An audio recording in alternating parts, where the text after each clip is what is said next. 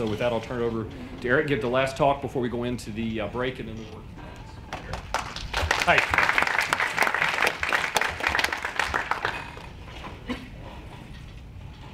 I'm not a chemical engineer, but I'm giving a chemical engineering talk. So I play one on stage. This talk comes out of two interrelated criteria. First was my work with Robert originally on the Dyson dot thing that he presented in Huntsville 3 years ago, where we engineered the design for this gigantic massive object at L1 with more mass than you could possibly lift from Earth. It would have to be done with in situ material. And second, it needed materials that aren't readily available in non-reduced form on asteroids. So this is not the same kind of design goal as John Lewis's talk this morning. We're specifically oriented around silicon and other kinds of materials that are basically not the low-hanging fruit of mining. I'm going to describe what the apparatus does first.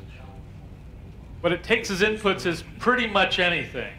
So I was describing this to some guys in the con suite last night, and the upshot is, after I gave them the basic things, so they said, so you've made a disintegrator ray.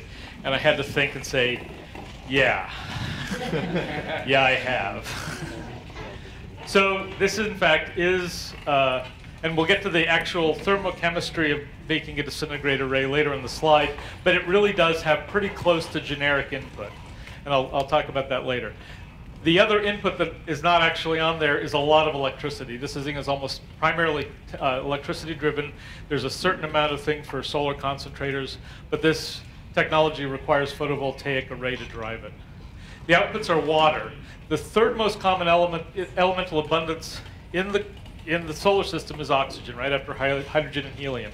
When you disintegrate things down at the molecular level, oxygen and water are waste products for this thing. You're going to have to figure out how to get rid of them. You're going to have too much of it. So for the outer solar system, water ice makes a really good ceramic building material. You probably have to shade it too much in the inner system to make use of it that way, but there's lots of water. The other main outputs that we're looking for are metals, and by metals I'm abusing the chemistry term by the way Stellar Studies does, and metals is basically anything that's not hydrogen or helium. So for example, all the silicon output comes off, and it comes out as hydrogen compounds because we're aiming a proton beam at it. And we anticipate, although this is a design and concept talk right now, this has not been put to the experimental test, but we expect the bulk of the output to be low molecular weight species that come off in a molecular plasma. So these are the four things that this thing is something of a combination of. The first is a hydrogen reduction furnace. This is a thing used terrestrially.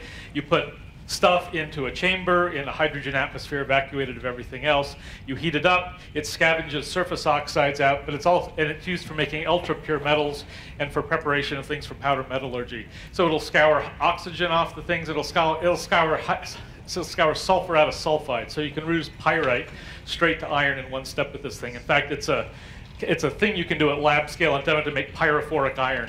You can pour it out, it lights right up. It's very pretty. The second thing is an ion beam. So everyone knows what a linear accelerator is. It's one of those. It's a vacuum tube. Now, later on the slide, there's an electronic circuit of what the vacuum tube circuit looks like. But it's a vacuum tube that doesn't have electrons as charge carriers. It has positive charge carriers on it. And the last thing that's in it, it's a calutron. Had we been in Oak Ridge, we might have been able to go perhaps get a tour of the calutron facility. But the calutron facility is you take a molecular or atomic plasma, you pass it through an electric field to move it a little faster, and then through a magnetic field to separate it by its charge to mass ratio. So those are the combination of existing things that this thing is. Here's the mechanical view of the thing. I want to thank my niece Ashley for helping me with the illustrations. Do we have a, yes. It starts off with an ion gun, which, yes, I didn't actually use the term disintegrator ray. That is, in fact, modeled after Marvin the Martian.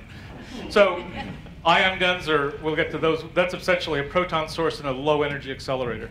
You take the proton beam, you aim it at whatever raw material you're using. We've drawn a little friendly asteroid there. There's an impact site where you get spalling off at the surface. I've drawn this as just one proton beam. We don't know what the operational parameters are going to be, but it may involve scanning the surface or pulsing it. I've left that stuff out because we need to get this thing into the lab to know which of those things are going to be useful. What comes off it is a weak molecular plasma, which is more concentrated near the impact site than later. I haven't drawn it on this thing, but there's an electric field that goes roughly from left to right here to move the ions out. Because of charge conservation, the proton beam comes in carrying positive charge, and the molecular plasma is all carrying positive charge as well. So we should be able to have the things drift across. And if we've done our electrochemistry right, we should get very few neutral charge species off of the impact site, with the one exception of noble gases, which probably are not going to form hydrides. Okay, absolutely not going to form hydrides. So the magnetic field here, we've just drawn a circular region that's schematic, not actually thing. That's the calutron principle right there. The divergence of the molecular plasma diverges at this, it separates, and we have a set of collection plates to collect it. These are cryogenic temperatures for absorption. Anybody that's run a high-tech vacuum system knows what a getter is. So you can think of the whole thing as a getter that's electrically attracting the molecular plasma. Here's the electrical view of it as an electronic circuit. Now I've drawn the current, so notice the current here, that's the nominal sign of current. We have three kinds of charge carriers. We have a proton beam going from the ion gun to the impact site. We have a molecular ion plasma that's the current conductor from the impact site to the collection plate. And then what's not in the mechanical view but needs to be on this one is we have a ground system where you use a metal, aluminum bars, that carries electrons back over here to the collection plate. So we have two kind of charge carriers meeting at the same direction. So there's a net mass flow from left to right, but there's a circular current flow clockwise in the circuit.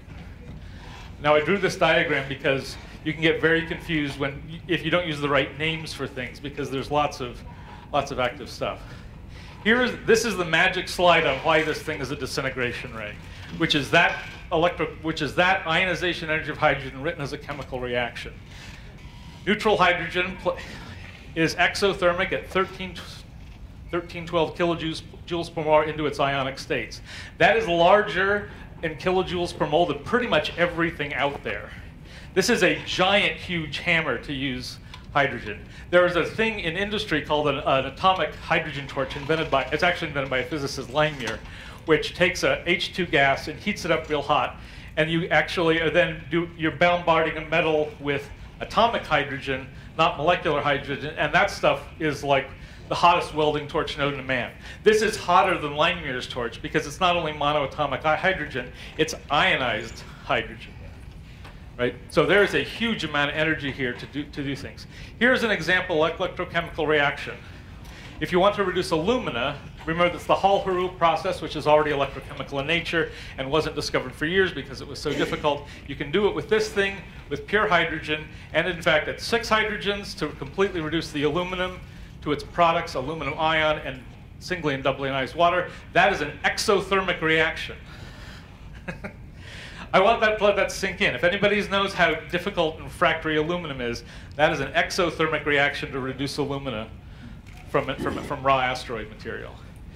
I didn't put it up there, but I've done the calculation, and I'm not sure of my numbers because I couldn't find the lattice energy for zirconium compounds. This thing will also reduce zirconium oxide to its hydride.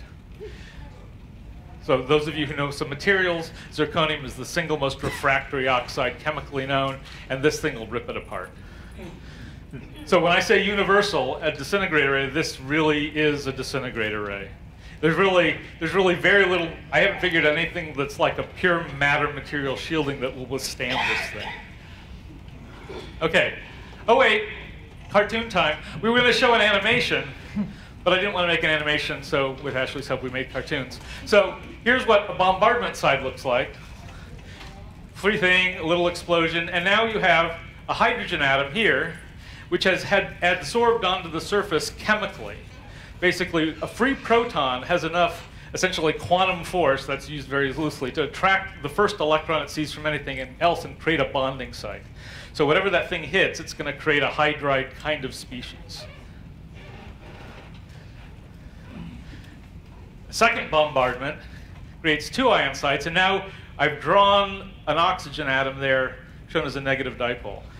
And so we have a little prototypical water molecule kind of embedded in the surface that's doubly charged. At this point, I want to do some physics on this cartoon. When you bombard, I'm going to go back just a bit. This impact site here is generally, let's just suppose it's a dielectric, because this doesn't work as well for metals as insulators. It's a dielectric here, and the charge will accumulate on the surface and only penetrate to a certain skin depth of the dielectric. So what happens is that when you get a molecule here, what happens is that you have a force from the dielectric plate to the charges that are sticking up off the surface, which starts ripping bonds, starts tugging on bonds, which is the next thing that's in process. He sees a little water molecule going by, gets an idea, and pops off. So there's a necking reaction here, which is the actual bond breaking here, and you liberate water based on electrostatic force pushing the thing away from itself. Okay, there we go. Okay. I'm going to describe two main classes of advantages for this thing. The first one I've already kind of described is that protons really overcome pretty much every kind of chemically oriented energy there is. So you can put your trash here. You can recycle space trash with here. Satellites you don't need anymore. Human waste. Corpses. Political enemies. Really, throw something at it, it will turn into molecular plasma. I did the research, but all elements form hydrides of some kind, with the exception of the noble gases. And I've listed the low molecular weight ones. The metal hydrides for the transition metals have more complex hydrides and sometimes multiple hydrides. But everything has hydride compounds and will eventually react. And I actually made sure to check this out, that all these hydrides are stable, particularly at low temperatures. So the big result of this advantage is that you lower the mass cost of the plant in orbit because you don't need specialized equipment to handle individual elemental processes. So you can simply take output from this and reprocess it with different magnetic fields and bombardment energies and start to get stuff out of it. Okay, oops, second advantage. You're doing 4 major mining steps in one machine in this thing. Sorry, 3 major ones. Comminution. Now this seems really simple, but if you have something up in orbit and you need to make it small to chemically react with it, you want tiny particles because you want your diffusion limited on things to get into the middle of stuff, unless you're melting it. But for leaching processes and things, you want fine particles. What's not so obvious is that comminution is fairly energy intensive in terms of mechanical energy because you're breaking lattice energy. And roughly speaking, the energy to comminute something is proportional to the surface area created. So the smaller the particles, the more energy you want. So this reduces things down to molecular plasma. So you've basically gotten rid of all the lattice binding energy entirely. It's kind of maximally comminuted. The reduction part we kind of went over already. That's getting rid of the oxides and sulfides and selenides and tellurides and all of the other things that make metals difficult to use in metallic form, in non-ceramic form. The calutron thing is about separation. So the calutron was originally invented to separate U-235 from the rest of the uranium ore, where the mass ratio was down at about 1.5%. Charge to mass ratio, about 1.5%. We get ratios that are up at 50, 60% on these things. So for the lightweight elements, if we manage to make the thing large enough and deal with the diffusion issues of charged plasmas, we should be able to get this down, at least for some outputs, to single steps. At most, and for a lot of them, 2 and at most 3. So you end up being able to skip a lot of otherwise chemical processing that happens simply because you're using drift velocities to do your work for you. This can be run in both open and closed cycle. When you're running it to refine metals, you'll generally use it in closed cycle because you'll recover the hydrogen from the hydrides. Most metal hydrides decompose just on heating. Like magnesium hydride, which is one of the major products of this thing because magnesium is very abundant, decomposes around 400 C. So you don't even need a very big solar concentrator to get your magnesium out. And magnesium makes a great structural metal for things that need to be light, like long torque arms or spacecraft.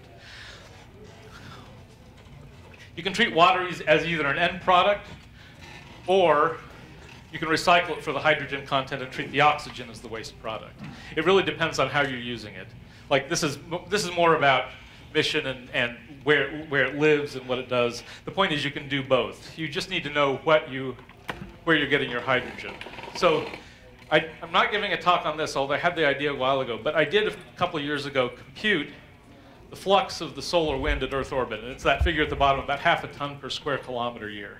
So it's the one piece of in situ resource that I know about that wasn't in John Lewis's talk this morning, was the solar wind. And I care about it because I need hydrogen to make this run.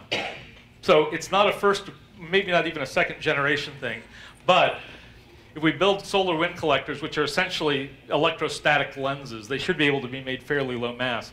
We'll be able to build up stores of working fluid for the proton beam reduction thing just out of in situ resources. Okay, now this is a research slide, really. Electron deficit reactions are kind of the key to how this whole thing works. You don't have enough electrons to go around. And so this is a kind of chemistry that doesn't really exist now. It hasn't been much studied. Most chemistry, you're missing maybe a charge or two. Here we're missing 1 charge per atom, roughly. And so the quantum mechanics of this thing are really not well studied. We don't have lab work for it. So there's a whole research project here in order to be able to understand how this thing works. So this is something that can begin immediately. We have all the theoretical tools to do this. We need some slightly better software for molecular simulation that takes into account the particular affordances of this process. That's just money and research. Okay, so I pretty much talked everything about the product separation stuff, so I'm just going to move on. Here are some examples of charge to mass ratios to give you an idea of just how good the separation is. These are hydrides and hydroxides in terms of outputs, and you can see that the water to iron separation ratio is like 400%. They're going to be completely separated by the time they get out. And what you'll see is the iron species clustered around. But if you have something that does iron hydroxide, it'll take mixed hydroxides and other stuff. So since things tend to separate by their major chemical elements, you'll get a spectrum of good stuff to work with for secondary processing. Okay. Here is one thing that really does not work today in terms of technological readiness is the size of the proton source. This is an example of an actual, I couldn't find the record book on proton source intensities because I don't know that anybody keeps them, but this is the one at CERN that supplies the Large Hadron Collider and 4 other experiments. It's got a maximum current output of 320 milliamps, and with this reduction ratio, and that current source, you get 1/4 gram per hour reduced of the target, our notional target olivine material. So we need about 1 million times that fluence in order to do it. Now, this thing is not designed to be a high current thing because you just don't need that many protons to do physics with. You're trying to get precision, not quantity. In fact, the Large Hadron Collider is the thinnest use of that source. They only use like 0.1% of the protons. There's an experiment called Isolde that does online isotope construction and separation that uses the bulk of those protons. So that's the one technological readiness thing that really would need immediate research. The collection plates, I can talk about the collection plates, but the point is that I mentioned it's a vacuum tube. You probably want to put a grid on the thing and recover some of the kinetic energy of the incoming plasma. Not so much to recover energy, but to reduce the heating load, because you're going to be space limited on the amount of cold you can dump to the cryogenic backside of the thing away from the sun. Okay, so the first piece of research is this: there's nothing in here that couldn't be built today. Absolutely nothing. In fact, it could have been built in the 50s, right? I mean, this is just not new. It's just a combination of things that are different. We need to start characterizing behavior. After I wrote this slide, and just in the last couple of weeks, we found out that there is a bit of analogous research where people were doing solar wind simulations, but those were at nanoampere per square meter currents, just very low currents, but they seem to exhibit the same kind of erosion effects. It's probably chemical erosion, although those people didn't try to investigate it. High current ion sources I've mentioned. These other ions are interesting. John Lewis mentioned the Mond process this morning, but if we can name ionized carbonyl items at metallic minerals, we'll probably get even better separation than trying to use a gaseous version. And if we can get the ion source, we can swap in the ion source and use the same chamber and collection system without a huge mass of a completely separate plant. Cyano is another ion that creates good complexes, mostly for aqueous, but we're doing free molecular stuff, which shows cyano ion complexes ought to be investigated. And once you get your ion source built and do a little bit of prototyping, again, just putting a pilot plant in orbit, at say 1,000 times the LINAC-2 proton thing would be a great place to start experimenting. Thank you.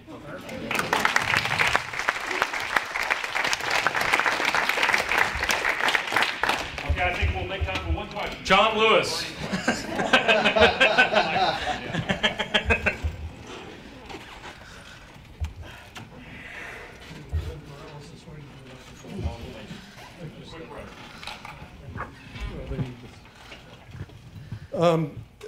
I'm just trying to picture you accumulating some of these molecular species on your targets. Yeah. And CO plus, for example, as soon as it's neutralized, the neutralization energy, the energy of recombination, goes into internal vibration. And we have a heat excitation. rejection problem that I will completely That's acknowledge. not Like I don't know what all of the too subtle. Too subtle. Well, The problem is that the neutralization energy turns up as internal vibration energy in the molecule and fires the carbon and oxygen atoms apart at 4 kilometers per second. that's a problem. I don't want my disintegrator rate The to same stop. thing happens. The same thing happens to CN and to N2. And if you look at the literature on the evolution of the atmosphere of Mars, which you probably I haven't got to yet. yeah, Mars spits off atoms of carbon, oxygen, and nitrogen through this process called dissociative recombination, just simply because photoionized molecules in the atmosphere run into electrons from time to time. So, and this is true in general of all of the molecular ionic species, especially the hydrogen compounds, where those hydrogen atoms can come off at 10 kilometers per second. Sounds like a propulsion system to me. So one of the things I did not mention in this thing is doing recombination in free space with electron beams, rather than using collector plates. So, like I said, I've been much more worried about the impact site chemistry than the neutralization site energies right now. So it was enough work just to make sure we could do the aluminum and get some of the other stuff done. I'm not sure it works. Like I said, this is a concept piece. It's possible that issue you've just raised would make this completely infeasible. But it would need more study to see if you can figure out a design on a way to take it. Because remember, you've got this big hammer with the energy going in, so the energy's got to come out somewhere. So if you can figure out a way of sucking the energy out somehow, we might be able to do it. It may be too hot to ever actually work. Thank you. Yeah. Yeah. All right.